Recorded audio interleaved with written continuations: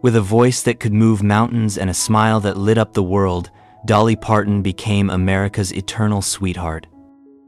The queen of country music, the woman behind timeless anthems like Jolene and I Will Always Love You. But behind the rhinestones, the laughter, and the perfect blonde curls lived a secret storm that fame could never silence. She sang of love and freedom, yet quietly battled pain, heartbreak, and a darkness that almost ended her life. Few knew of the night she held a gun in her hand, or the invisible wounds left by the fame she built. What truly broke the woman who made the world believe in joy? In this video, we uncover the full, never-before-told truth about Dolly Parton. Her hidden battles, her emotional scars, and the tragic price she paid to become a living legend. Before she was a star wrapped in sequins, Dolly Rebecca Parton was just a barefoot girl from the misty hills of Sevier County, Tennessee. One of 12 children crammed inside a one-room cabin with no electricity, no plumbing, and often no food. Her lullabies weren't sung from a record player. They were the sound of rain leaking through the tin roof and her mother's trembling voice trying to drown out hunger with hymns. Her father, Robert Lee Parton, was a man of pride and silence. Hard-working, illiterate, and haunted by the shame of poverty. He loved his children in the only way he knew, through survival. But to young Dolly, that love felt distant, locked behind a wall of exhaustion. Her mother, A.V. Lee, filled the void with songs of faith, stitching melodies into Dolly's heart like patchwork quilts. Yet, in those hymns lived a warning that ambition could be sinful, that pride was the devil's whisper. When Dolly began singing in local churches, her voice carried a haunting maturity that made grown men cry. But behind the applause was tension. Neighbors whispered that she dressed too bold. Her grandfather, a strict preacher, scolded her for vanity, even whipping her for wearing lipstick. That sting left more than a mark on her skin. It carved a lifelong scar of guilt, making her question whether beauty and faith could ever coexist. As a teenager, she'd stare into a broken mirror, practicing smiles she didn't yet feel, promising herself that one day she'd escape these hills. Not to abandon them, but to prove that someone like her could shine without shame. Each time her family told her to be realistic, she wrote another song, another promise on paper. Music became her rebellion, her prayer, and her only form of control in a world where poverty dictated every breath. The stage lights she chased would one day blind her. But in those quiet Tennessee nights, Dolly didn't yet know that her hunger for love, approval, and freedom would become both her salvation and her curse. The fire that would build her empire, and the wound that would never heal. The day Dolly Parton stepped off the Greyhound bus in Nashville, she was 18, wearing a yellow dress her mother had sewn by hand and clutching a cardboard suitcase full of dreams. The city smelled of ambition and whiskey. Within hours, she realized talent alone wasn't currency. Innocence was. Record executive smiled too long, promised too much, and mistook her politeness for permission. But Dolly was nobody's fool. Behind the soft accent was a sharp instinct. She learned early how to weaponize charm without surrendering her power. Her first years in Nashville were brutal. Songs were stolen, contracts twisted, and men laughed at her hillbilly glamour. But in 1967, fate came disguised as an invitation from Porter Wagoner, a country star with a national TV show. Joining him meant exposure, fame, and chains. He called her the little girl with the big voice, and on stage, they looked like a duet made in heaven. Off stage, it was a silent war of control. He owned the spotlight, the set list, even the tempo of her laughter. For 7 years, she endured the push and pull of admiration and manipulation until she finally did what no woman in Nashville dared. She left. That goodbye became her greatest act of defiance. She poured her heartbreak into a song. I Will Always Love You. The melody was tender, but its message was liberation. It wasn't just a farewell to Porter. It was Dolly's emancipation from an industry that measured women by obedience. The song topped the country charts twice, and decades later, Whitney Houston would make it immortal. But in 1974, it was simply a woman's quiet revolution. Freedom, however, came with exile. Nashville turned its back, calling her ungrateful. Determined not to fade, Dolly crossed over to pop, a move critics mocked as career suicide. She smiled anyway. Her 1,977 album Here You Come Again shattered expectations, selling over 2 million copies and winning her a Grammy. Suddenly, the hillbilly girl was on The Tonight Show, shaking hands with presidents and movie producers. Hollywood came next.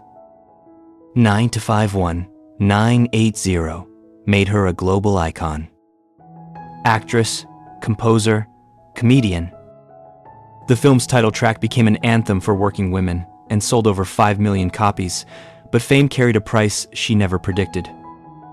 Paparazzi swarmed, tabloids speculated, and the Dolly the world adored was becoming a persona she could barely maintain. Every rhinestone dress, every larger-than-life wig became armor to protect the fragile girl, still searching for validation. The irony was cruel. The more she shone, the lonelier she felt. Friends noticed her exhaustion, but Dolly buried it under relentless work. Her schedule was punishing. 250 shows a year, film deals, studio sessions, and endless interviews. Sleep became optional. Meals turned to coffee and protein shakes. Behind her laughter, her body was breaking. Yet, even in the storm, she refused to let them see her bleed. When reporters mocked her looks, she'd smile and fire back. It costs a lot to look this cheap. It was a joke and a shield. She transformed mockery into art, reclaiming the narrative before anyone else could weaponize it. By the early 1980 seconds, Dolly Parton had conquered every medium. Music, film, television.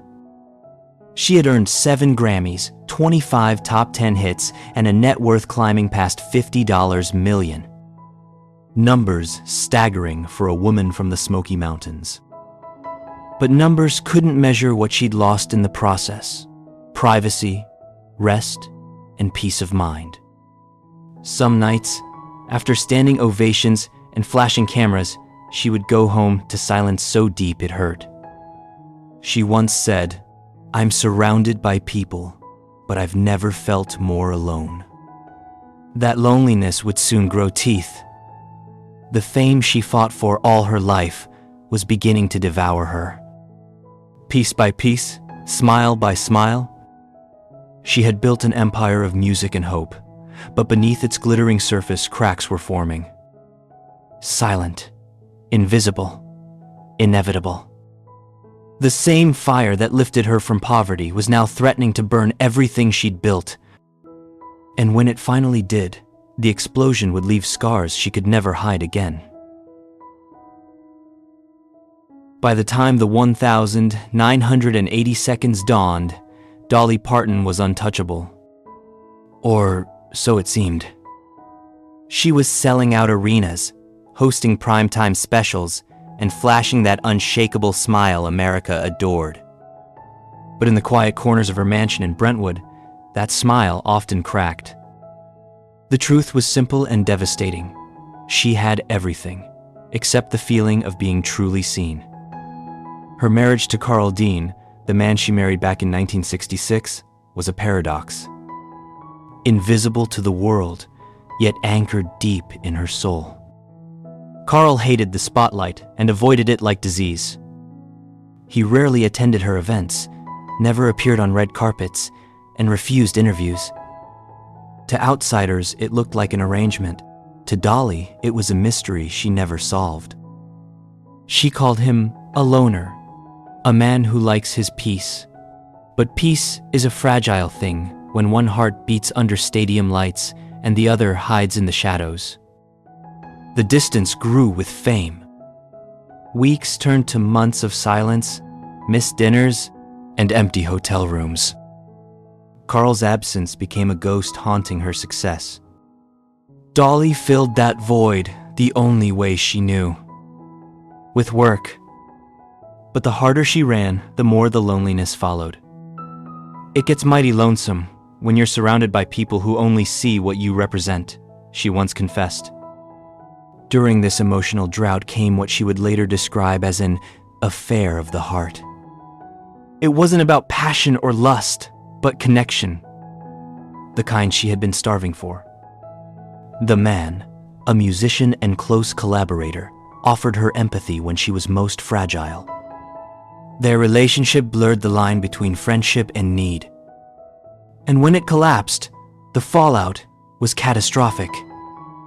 She spiraled into exhaustion and despair, her body breaking under the weight of sleepless nights and constant touring. Then came the illness. Endometriosis.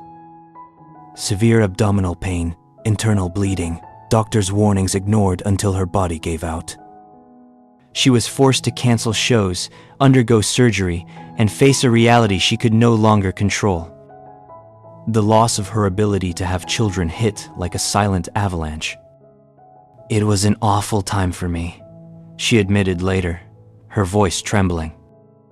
The woman who had once defied Nashville now found herself defeated by her own flesh. But perhaps the darkest moment arrived not in a hospital bed, but in her bedroom. Late one night, overwhelmed by guilt and heartbreak, Dolly reached for a gun. The headlines never knew, the world never saw. She wrote later that she held it in her hand, ready to end the pain, when her little dog Popeye jumped into her lap. A simple act that broke the spell. She put the gun down and prayed until dawn. That night changed everything. In the weeks that followed, Dolly retreated from the public eye. She turned down interviews, avoided cameras, and surrounded herself with silence. She began meditating, reading scripture, and finding solace in prayer. Slowly, her voice, the one that once lifted millions, began healing her again. Out of the wreckage came songs like Starting Over Again and Eagle When She Flies, written not from ambition, but survival. The tabloids continued their cruelty, calling her a cartoon of femininity, mocking her body, her wigs, her laugh. Each insult cut deeper than the last. But Dolly, ever the alchemist, turned pain into performance. She reinvented her image. Part saint, part showgirl, and wrapped her wounds in glitter. And yet, beneath every rhinestone and smile, she carried a secret ache. For the children she never had, for the love she couldn't sustain, for the part of herself she had to bury to keep shining. In the grand theater of fame, her tragedy was not that she fell, but that she had to fall in silence. No one watching her on stage in those years would have guessed how close she came to disappearing entirely. The applause was thunder, her heart barely whispered. That was the price of being Dolly Parton, the woman who made the world believe in light, even when she was drowning in darkness. When the lights dimmed after another sold-out show in the mid-1980 seconds, Dolly Parton walked off stage to a silence heavier than applause. Her sequined gown sparkled under the dressing room bulbs, but her reflection was almost unrecognizable. Pale, exhausted, and trembling. Her doctor's voice echoed in her mind. If you don't slow down, your body will make you his way, and deferent. It already had. Years of relentless touring and emotional turmoil had culminated in the diagnosis that would break her spirit.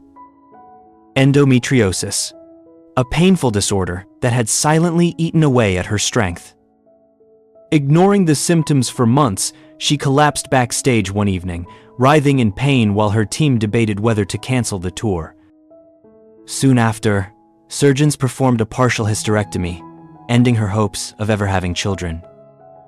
The woman who had mothered entire audiences with her songs was suddenly stripped of the chance to be one in her own home. "I went into a deep, dark place," she would later admit. Depression, insomnia, and anxiety crept into every waking hour.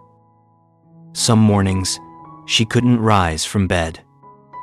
Others, she forced herself into rehearsals, smiling through tears hidden behind mascara. Those who saw her during that time said she seemed present but hollow, as if her body showed up, but her soul stayed behind. The physical recovery was slow, the emotional one nearly impossible. Her hormones fluctuated violently, leaving her irritable, fog-minded, and withdrawn. She began to eat compulsively, gaining weight and losing confidence. Then, as quickly as the binging started, she starved herself again, chasing control over a body that had betrayed her. One night, staring at her reflection, she whispered, "You gave everything, and it still wasn't enough." "I his way, and different." Hollywood didn't care. Producers kept calling, expecting the same effervescent Dolly. She obliged, filming, recording, performing, even as her health declined. By 1987, she was surviving on adrenaline, caffeine, and sheer willpower. Friends described her as running on faith and fumes. "I his way, and different." But something shifted after the night of the gun and Popeye. The night death blinked first. Dolly realized she couldn't rebuild the same life. She had to reinvent it. She sold several properties, canceled tours, and retreated into the Smoky Mountains where her story began.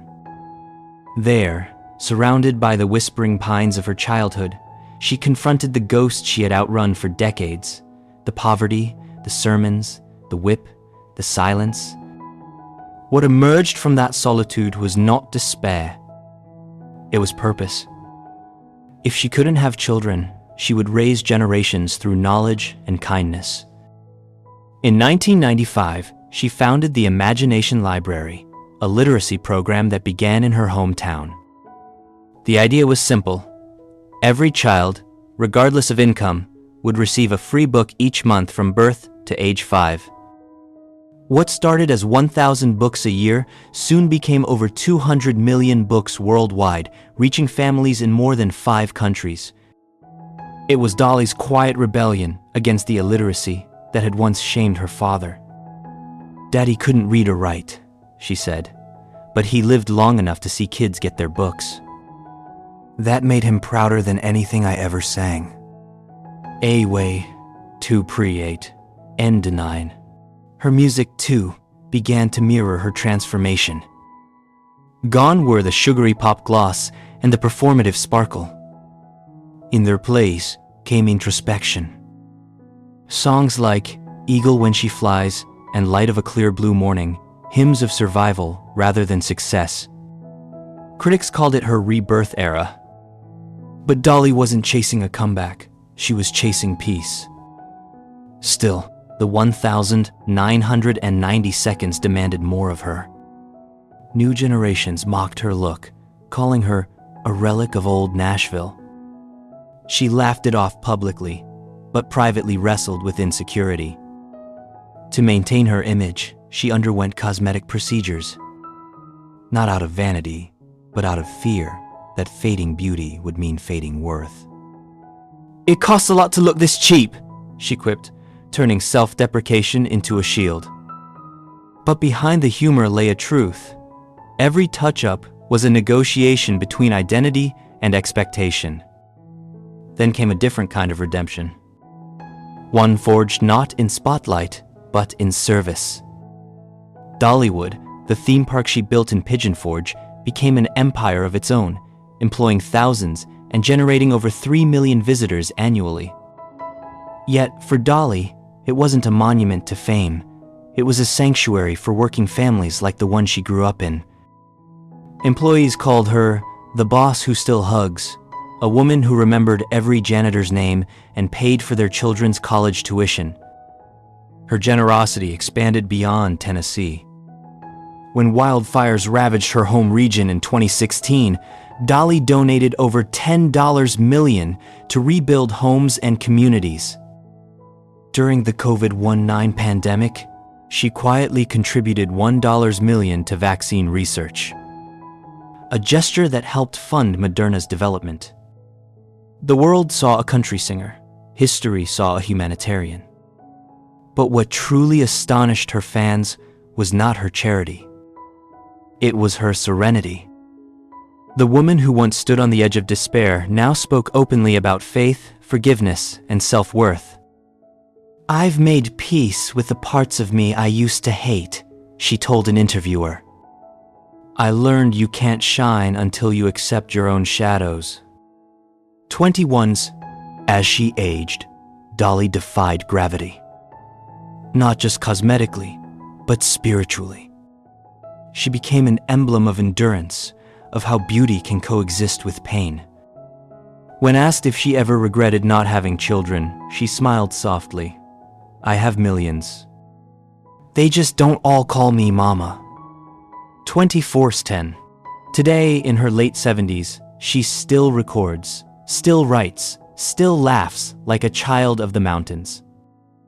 The world continues to see her as a legend, a caricature, a miracle wrapped in glitter.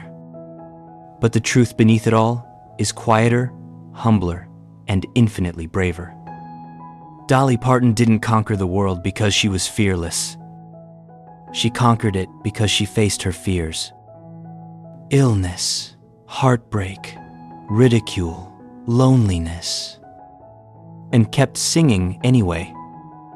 And perhaps that is her final revelation. That survival isn't the absence of pain, but the decision to create beauty in spite of it. The girl from the Smoky Mountains built an empire of joy out of her own sorrow. A reminder to everyone who ever loved her music that even the brightest light comes from the darkest place.